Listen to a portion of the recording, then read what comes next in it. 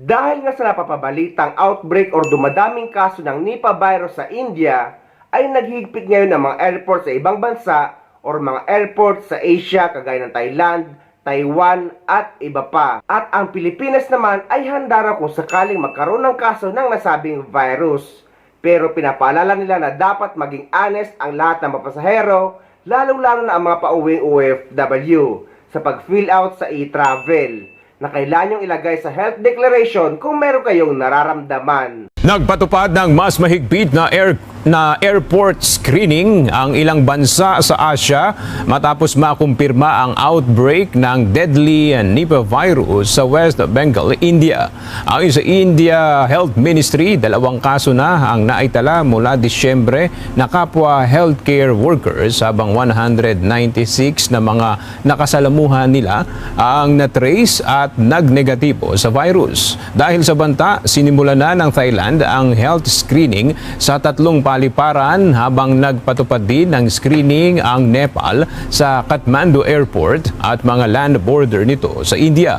Ang Nipah virus ay maaaring maipasa mula hayop patungo sa tao at may mataas na fatality rate na umaabot sa 40 hanggang 75%. Wala pang bakuna o gamot laban dito. Yes, tama yun. No? Kasama yan dun sa ating sunod-sunod na sequence na yung tinatawag na yung screening, di ba? Tapos pagka nalaman mo na meron, surveillance ka, una, babantayan mo mula sa labas.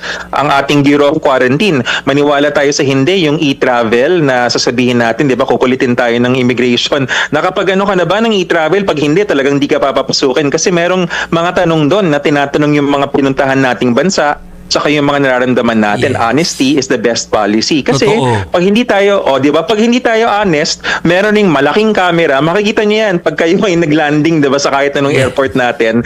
Yung Bureau of Quarantine, naka-uniform na puti yan na parang may tsapa, pero actually DOH yun eh. Nakabantay yun, tapos tinitingnan kayo sa camera ang temperatura, trained rin to mga nurses, nakikita nila kung ba nang kakaiba yung kilos, etc.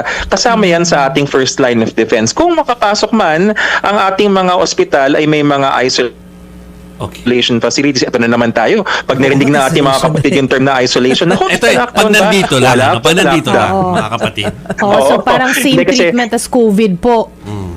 Oo, kaya ko siya sinabi at dinaan sa pabiro, hindi dahil sa nakakatawa siya, pero kasi po mga kapatid, itong mga treatment dun sa COVID ay hindi dahil may pandemya. Yan po yung mga tinatawag natin na standard response. Ano man ang mga sakit na mangyayari, mapa Nipah man, kahit leptospirosis, pwede kong ihambing yan, may mga paraan yan. Pag infectious disease ang pinag-uusapan, meron tayong mga protocol. Sa katunayan, itong Nipah, bagong update lang noong 2023, very recent yun, no? Si Secretary Erbosa ng Secretary of Health, kasi noong 2023 nagkaroon rin ng outbreak, kung di ako nagkakamali, sa India rin, ganito. Natanong rin po ang DOH kung ano mangyayari, and as we assured you back then, ay handa tayo, we are assuring you now, handa tayo. Ito ba ay is this something to be worried about para sa mga Pilipino, o nag-overreact lang tayo, hindi naman yan ganun katindi ang epekto niyan sa atin? Hindi po natin kailangan maging alarmado, no? Alam po natin na meron tayong reaksyon, kasama pa rin po yan dun sa ating post-traumatic stress disorder, na lahat na lang ng mikrobyo, lahat na lang ng virus na narinig natin pagkatapos ng pandemya, ng COVID-19 ay kinakabahan tayo. Hindi po mali yan, na dapat lang po naman na tayo ay alerto. Pero ina-assure po natin ang lahat na itong Nipah virus, nagkaroon na ho tayo niyan 2014 at na-contain natin sa Sultan Kudarat. Tapos Alvin, ang pinaka-latest information natin mula dun sa India galing sa ating IHR network, yung 5 nag-positive doon sa Barasat, West Bengal, India, ay actually mga healthcare workers.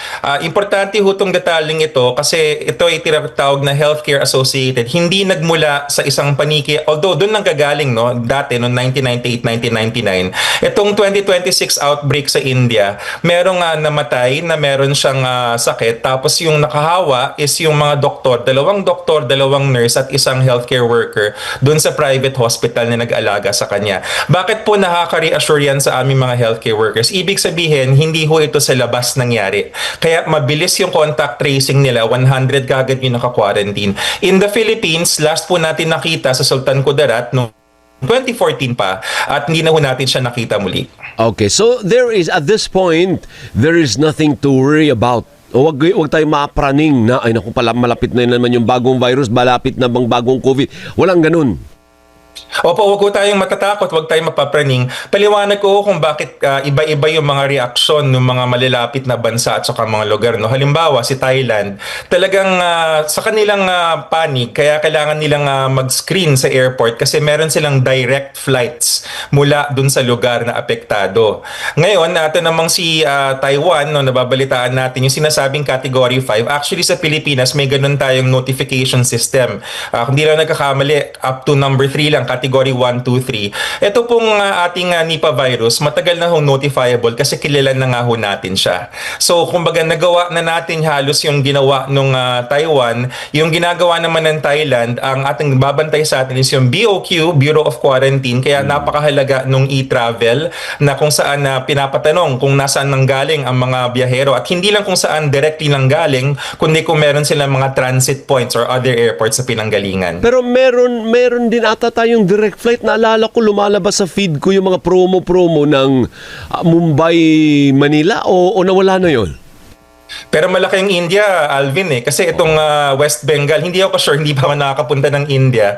Pero I don't think merong direct kasi kung may direct man na magno-notify at kahit hindi pa kami na-notify ako spokesperson, matik po yun, yung BOQ, alam nila yung protocol.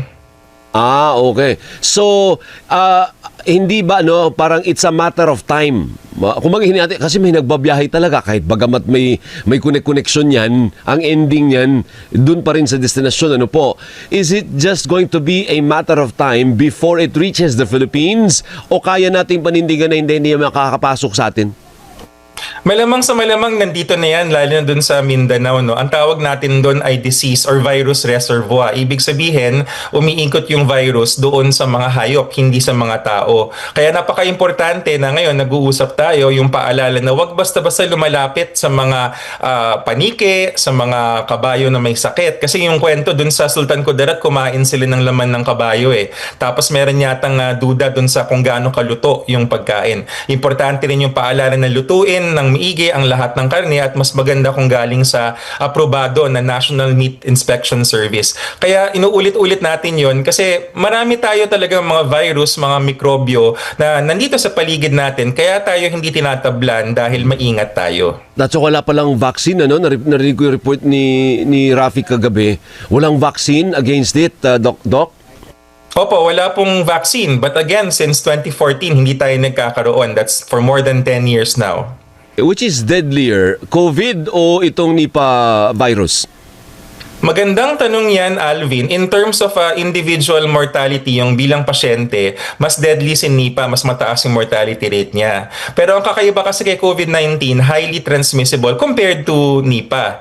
So, bigyan natin ng pananaw. Si Nipah, hindi siya kasing bilis maghawa kumpara sa COVID, pero mas mabilis pa rin manghawa si Tigdas, si measles natin.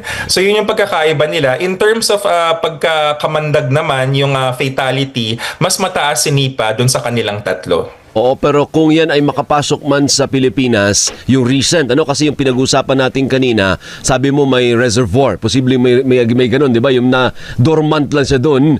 Pero pag nakapasok yan, halimbawa sa Metro Manila, nakakalat, kaya naman natin, kumaga may capacity naman tayo to contain it. Unlikely siya mangyari sa Metro Manila kasi wala na tayong kagubatan sa paligid natin. Siguro dun sa mga lugar at identified na nga natin dun sa bahagi ng Mindanao in particular, pero madali siyang i-contain kasi hindi siya tulad ng COVID-19 na airborne. Close contact siya, yun nga, kumain nga ng karne ng kabayo. So as long as hindi tayo kumakain ng karne na kung saan-saan nang gagaling, linuluto natin ng maayos ito at hindi tayo lumalapit sa mga may sakit, lalo na sa may sakit na hayop, hindi natin makukuha ang Nipah virus. Okay, nandiyan na rin lang si Doc. Tanungin ko na yung baka may datos yung DOH update sa mga flu season. Doc, ang daming gumaganon-ganon palagi katabi ko. Singhot. Oo. Para may trangkaso. Correct. O tatrangkasuhin. Dumadami pa rin po ba? Hindi pa nagpi-peak, Asek? Ay, good morning, Doris. Narinig ko sa Doris. Good morning, sir. Good morning po. Good morning. Yung ating malatrangkasong sakit, hindi naman lumampas sa 1% yung pinagkaiba ng datos natin sa ngayon, which means hindi talaga siya tumataas, kasama pa rin dun sa flu season natin. Marami tayong nakita, sa katunayan may mga celebrity na ako nakita na nagsabi na sila ay nagkakasakit na rin. Hindi po ibig sabihin na may bago tayo. Yan pa rin po yung trangkaso. Kung ito man po ay yung subclade K, hindi naman ho yan nakamamatay. Yan po ay mild po lamang. Pero again, wala naman tayong nakukuhang reports ng dumagdag dun sa bilang nun. Sa ngayon ay wala pa namang nilalabas ang DOH na panibagong requirements or panibagong patakaran or panibagong travel restriction para sa mga pauwi sa Pilipinas. Basta guys, pinapaalala nila na maging honest kayo sa pag-register or sa pag-fill out sa e-travel. Na kapag nilalagnat kayo ay ilagay nyo o kahit anumang nararamdaman nyo ay ilagay nyo sa health declaration sa e-travel registration. Sa mga wala namang idea kung ano ang requirements pauwi sa Pilipinas at pabalik sa ibang bansa, eto guys. Ang updated requirements ngayon pauwi sa Pilipinas at pabalik sa ibang bansa para sa mga kababayan nating OFW ay dati pa rin naman. Bagamat fully implemented na ang OFW Travel Pass ng DMW, ay sanay pa rin ng mga OFW sa paggamit ng UWC at kinikilala or in-honor pa rin ito sa immigration. At mas madaling kunin ng UWC dahil kapag may problema ka dito, ay pwede ka sumadya sa pinakamalapit na POA office or sa POA desk sa loob ng NAIA or Clark International Airport, pati sa Cebu International Airport. Hindi ka guys sa OFW Travel Pass na hindi naman nga lahat ng mga OFW ay maayos na ang kanilang account. At pati nga sa mga airlines kapag mag-claim ka ng terminal fee cash refund para sa mga OFW, ay UWC pa rin ang ino-honor nila or ang tinatanggap nila. Hindi pa ang OFW Travel Pass. Kaya dapat guys, UWC ang dadalhin nyo or ang kukunin nyo kapag pabalik na kayo sa ibang bansa para sa makababayan nating OFW, kagaya sa kapwa natin content creator na si Payong Kaibigan, nakakabalik lang din sa abroad na pumunta sa DMW para kumuha ng UWC. Yes guys, dito sa DMW sa Ortigas, libre na po ang magpa-xerox at magpa-print. Gaya ko, na meron na po akong UEC, isend nyo lamang po dito sa kanilang email address, dmwprintingservice@gmail.com, at ni-print po ako ng OEC 3 copies. Ayan, 3 copies ng OEC. Dati guys, kapag kukuha po kayo dyan sa may cafeteria, 40 pesos po per page yung OEC. Ngayon, libre lamang po dito. Kaya good job po sa ating DMW. So, ang mga kailangan kapag uuwi sa Pilipinas ay ang inyong passport, ticket, at e-travel arrival card registration. Para naman sa mga OFW na magagaling sa mga bansa na may tinatawag na exit visa, ay kayo ang nakakaalam yan kagaya sa Saudi Arabia, Taiwan at iba pa. Dahil requirements yan sa bansa na panggagalingan nyo, hindi naman sa Pilipinas. Dahil dito sa United Arab Emirates at sa iba pang mga bansa, wala namang tinatawag na exit visa kapag uuwi kayo sa Pilipinas. So, ang kailangan pa uwi sa Pilipinas ay ang inyong passport, ticket at e-travel arrival card registration. Kailangan nyo mag-register sa e-travel 3 days bago ang flight nyo. Pero pwede kayo mag-register kahit anong araw basta sa loob ng 3 days bago ang flight nyo. Dahil may mga OFW na binibigay ang ticket ng kanilang employer sa mismong araw ng flight nila at nasa airport na sila. So kahit nasa airport kayo ay pwede pa rin kayo mag-register sa e-travel hanggat hindi pa kayo nakakapag-check-in. Additional requirements naman para sa mga OFW na may employment changes.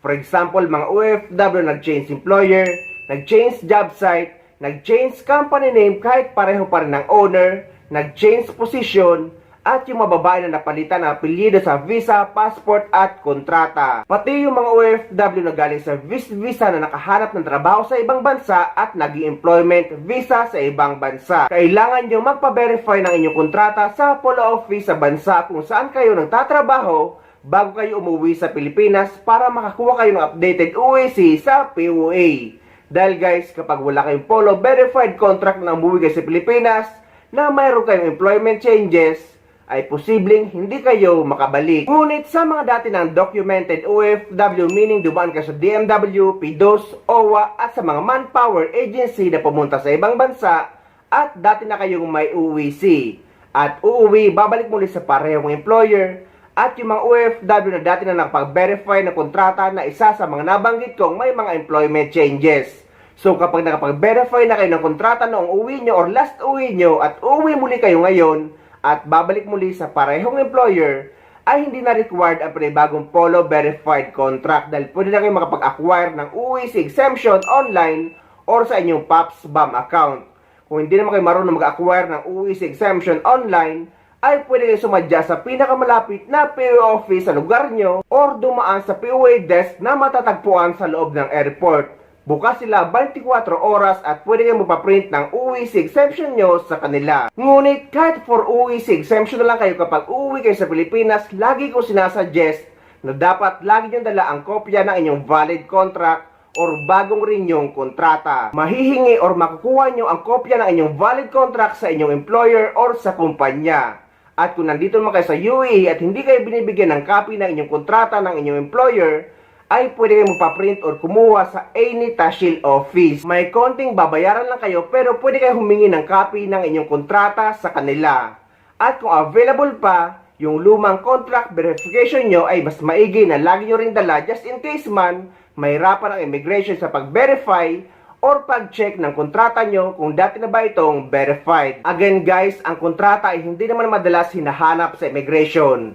Marami kasi nakikipagtalo sa comment section na hindi naman daw sila inanapan ng kontrata. Guys, hanapin man or hindi sa immigration ay dapat lagi nating dala ang ating bagong kontrata or ang newly renewed contract natin dahil karapatan natin yan na hawak dapat natin ang ating kopya ng kontratang pinirmahan. Magandang araw po sa lahat ng ating mga OFWs. Explain ko lang po at clarify ko lang po yung bagong advisory po natin. So napapansin po natin ganito po yung itsura ng ating kontrata. So andyan po yung pangalan ng employer at yung ating pangalan at napapansin po natin 2 years po yung ating kontrata. So pag check po natin sa second page, nakalagay din po dyan yung petsa kung kailan po pinirmahan. So kung for example ito ay March 2022, noong 2024 ay expired na po ito. Pero kung tingnan nyo, na-verified po na po siya dati. So ano pong gagawin? Kung uuwi po ako ngayong taon, gagawa lang po ako ng panibagong kontrata. So for example, ito po, same pa rin po ang employer, pero pirmahan ko pa rin po, hindi ko na po kailangang ipa-verify ito. Okay? Pero pag uwi ko po sa Pilipinas, itong dalawa po ang dadalhin ko all the time. Ito po ipapakita ko sa immigration na hindi po nagpalit ang aking employer since 2022. Okay? And then, para naman po sa mga workers na open contract or walang duration ng kanilang contract or indefinite, hindi na po kailangan mag-issue ng bagong contract. Kung ikaw ay meron ng record sa database ng DMW, ikaw ay nagbakasyon na, at ikaw ay gusto mo ulit magbakasyon, tapos babalik ka sa iyong worksite, so ang kailangan mo na lang OEC exemption. Yung makuha mo online na lang. Yes. Same company, same job, lahat Yes. same. Ito na yon. Oo, so hindi mo na kailangan magpa-verify ng contract kung ikaw ay returning to the same employer na may record ka na. Okay. OEC exemption ng online, kahit sa Pilipinas mo nakuhanin ito, pwede mo nang makuha ang OEC. Kasi yung iba, sir, na misinterpret kasi nila na pag sinabing, exempted ako sa OEC, so hindi na ako kailangan kukuha pa rin. Yes, so Online. Online lang na yung proseso mo. Sa mga OFW naman na pabalik sa ibang bansa, ang mga kailangan ay e-travel departure card registration.